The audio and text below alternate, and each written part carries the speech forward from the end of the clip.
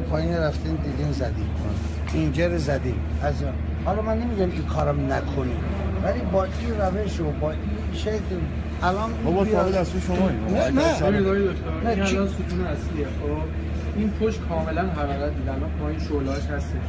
این سقف ما اگه سقف رو بزنیم کاملا میره پایین بخاطر اینکه فشار مستقیم رو سقف ستون هم آسیب دیده حرارت دیده این مستقیم کلش میره پایین. پس ما نه با ستون کاری داریم نه با سقف. اینو ما می‌خوایم بریم تو چون اون پشتی اتاقا که بتونی به نام موتورخونه است که صداها رو اونجا شنیدیم. عزیز اینجا رو زدیم. من شما دیشب اینجا بودیم ساعت 1. بله. خب دیشب چیکار می‌کردیم تو پایین؟ اینجا نبودم من بیرون. فونداسیون کن. دیشب کار چند مرتبه کاری انجام ندید خطرم برای خودت ایجاد نکنید. الان از حرارتی که خورده تو پایین اینا همه آهن اینجا نرم شد. از پایین اینا رو زدیم از اونجا زدیم. دیشب بچه‌ها با موبایلی که روشن گفتم بوده که نبود بعد معلوم شد. همه این کار واقعا انجام شد. من نمیگم این کارو نکنید.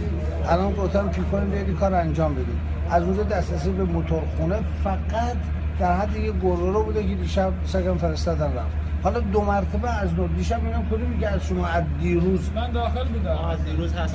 ما داخل بودیم مشکل فونداسیون رو داشتیم برخورد به فونداسیون الان اینطوری که حساب دیدیم آقا اینکه فونداسیون نمیخوره.